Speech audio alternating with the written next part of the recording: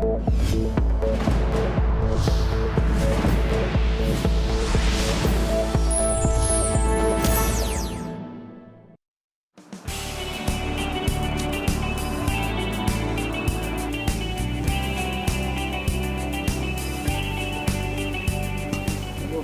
안녕하십니까? 네. 새해 설계를 좀 잘 하셨습니까? 준비는 많이 하고 있는데 네. 실천이 중요하겠죠. 네. 그리고 우리 의원님이 쓴소리를 가끔 많이 해주셔가지고 상식적인 얘기하는 건데 쓴소리는 좀 약간 어색합니다. 그런데 다 이해를 하고 알고 있는데 네. 말씀들을 잘 안 하셔서 그렇겠죠. 네. 민주당 험지인 경기 북부 지역에서 4선 고지 달성. 정성호 더불어민주당 의원. 저는 양주시민이 뽑아준 대한민국의 국회의원이기 때문에 좀 우리나라가 좀 제대로 됐으면 좋겠습니다. 야당과의 대화와 타협의 정치 강조. 예결위원장으로 6년 만에 여야 합의를 통해 법정 시한 내 예산안 처리. 유력 대권주자인 이재명 경기지사와 오랜 정치적 동지로도 주목받고 있는데 정성호 의원이 보는 차기 대선 집중 분석합니다. 네, 거대 여당 안에서 할 말을 하고 대화의 타협의 정치를 통해서 영국 신사라는 별칭을 갖고 있는 분이죠. 사선의 정성호 민주당 의원입니다. 최근에는 이재명 경기도지사의 측근, 정치적 동지로서도 주목을 받고 있습니다.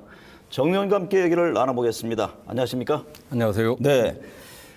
정성호 의원님은 이재명 지사의 측근으로 이렇게 불리는데 네. 최근에 이 지사 대선 후보 지지율 1위 나오잖아요. 네네. 그걸 어떻게 보고 계세요? 개인적으로 굉장히 걱정이 많습니다. 지금 뭐 대선 당내 경선도 시작하려면 5개월 이상 남아 있는데 네. 너무 혼자 독주하는 모습은 굉장히 불안하죠. 그 주변이라든가 또는 경쟁자라든가 또 국민들이 보는 눈들이 훨씬 더 날카로워질 수 있기 때문에 네. 또 집중되면 또 불안하지 않겠습니까? 그런 걱정이 좀 많이 되고요.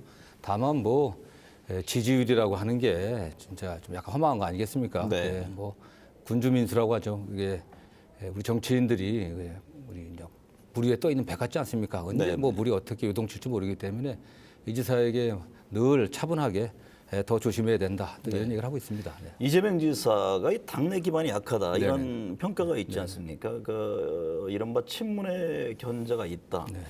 그 같은 부분에 대해서는 어떻게 받아들이세요? 저는 뭐 그런 게 일종의 프레임이 아닌가 저는 그렇게 생각합니다. 네. 당내 그 이재명 지사를 견제하려고 하는 그런 어떤 조직적인 흐름은 어디서도 발견될 수가 없고요. 네. 어느 의원들 제가 만나봐도 이 지사에 대해서 그렇게 부정적인 또 직접적인 어떤 견제 의사를 갖다 표현한 분들은 전혀 없습니다. 결국 당심도 민심 따라가는 거 아니겠습니까? 네네. 결국 민심의 바다에서 어떻게 헤쳐나가느냐가 중요한 것 같고요.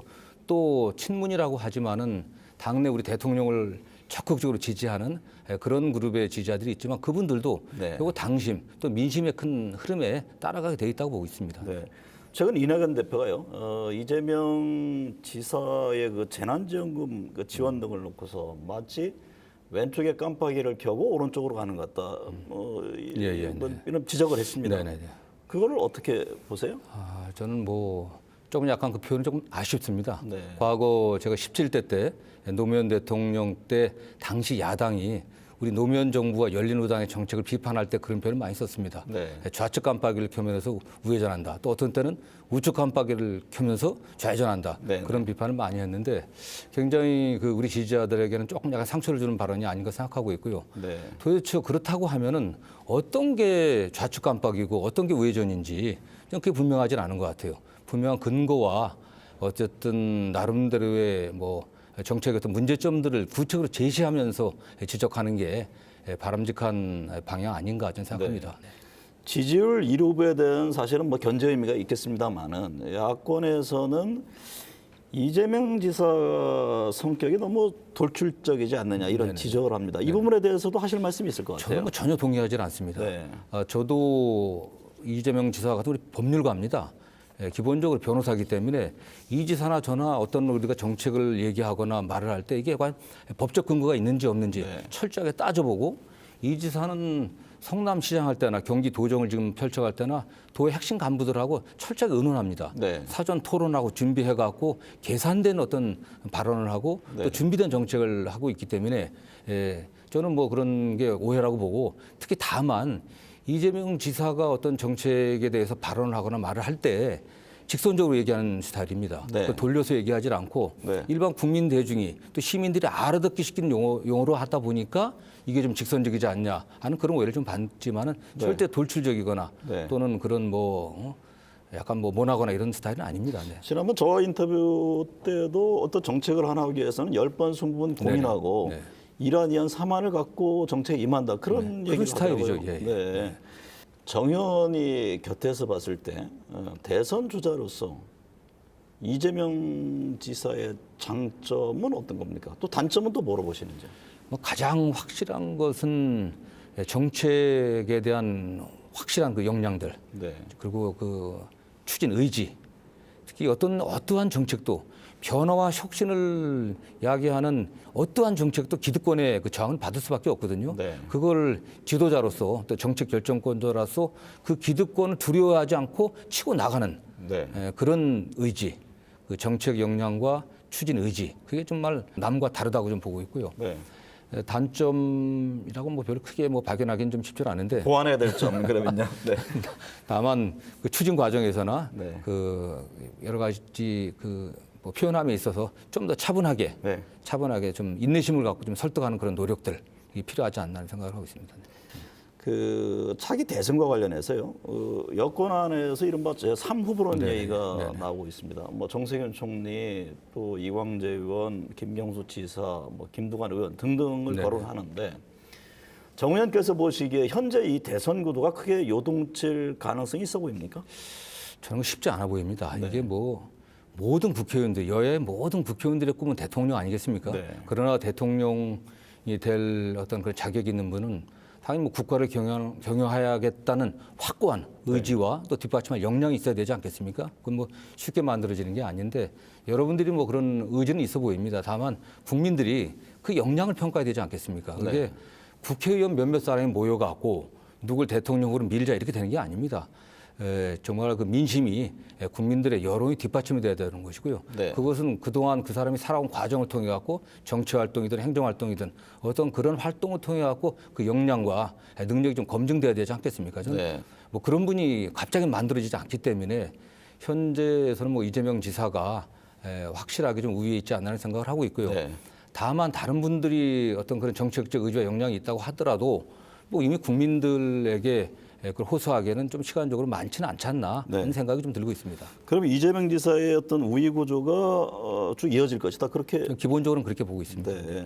윤석열 검찰총장에 대한 논란 네네. 뭐 지금 계속됩니다. 지금 대선 후보 지지율도 여전히 뭐 두 네네. 자릿수 나오고 있는데 한때 정 의원께서는 윤석열 총장이 이제는 떠나야 할 때다 네네. 그런 지적을 한 바가 네, 있는데 그렇습니다.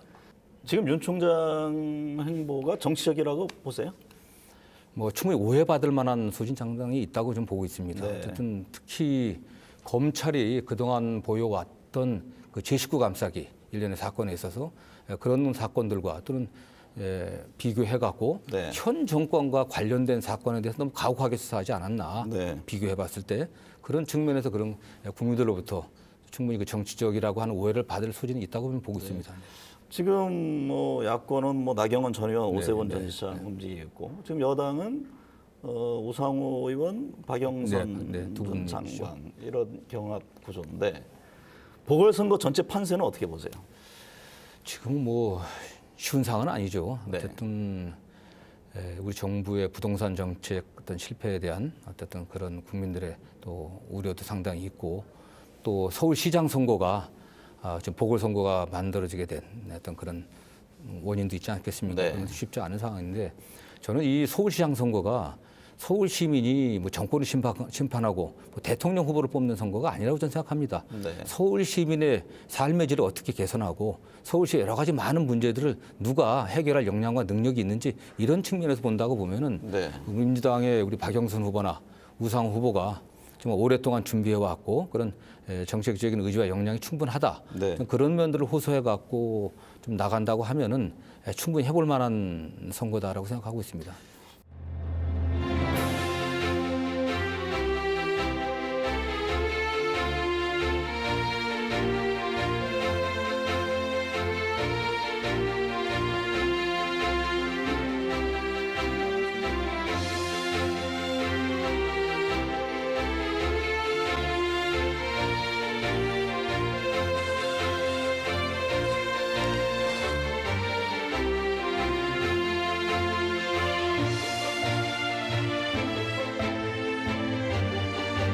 전직 대통령 사명론 또 이익 공유제 등을 네, 놓고서 네, 네. 그 뭐 대선 주자 또는 당 안에서 의견들이 네. 좀 다릅니다. 네, 네. 그래서 이에 대한 정 의원님은 어떤 입장이신가요?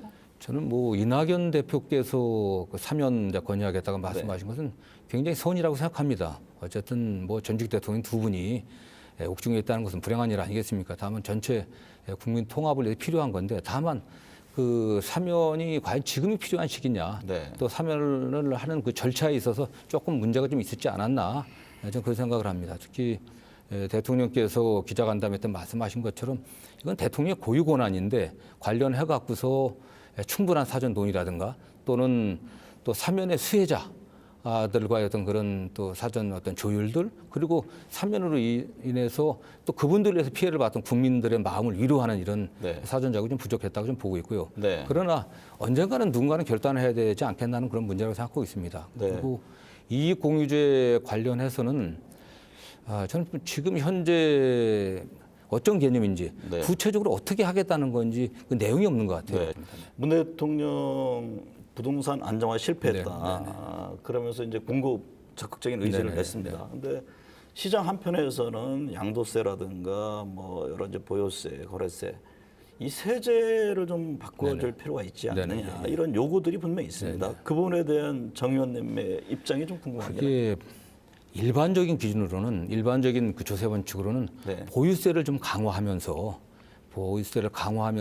거래세인 양도세는 좀 낮추는 게 일반적인 원칙입니다. 네. 그런데 지금 우리나라의 그 보유세 부과 기준이 굉장히 낮은 편입니다. 낮은 네. 편이긴데 또 대신 거래세는 좀 상당히 적지 않은 편이고 이거 전체적으로 균형을 맞추려고 하는 그런 노력들이 필요한데 이게 뭐 단기간에 될 것 같지는 않습니다. 그 면에서 보유세를 좀 강화하고 거래세를 좀 낮춰야겠다고 하는 그런 면에서 정부가 정책적을 좀 제시하고 네. 국민들을 좀 장기적으로 설득해 나가는 방향으로 세제가 종합적인 개편이 좀 있어야 된다는 생각은 하고 있고요. 네. 다만 지금 단계에서 단지 그 거래를 좀 원활하게 하기 위해서 양도세를 낮춘다고 하는 건 굉장히 또 위험한 측면도 좀 있습니다.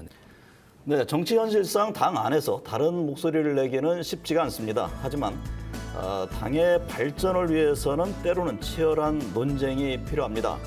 정부 여당을 향해서 거침없이 쓴소리를 하는 소신파 정성호 의원, 그래서 더욱 주목을 받지 않나 싶습니다. 오늘 함께해 주셔서 감사합니다. 감사합니다.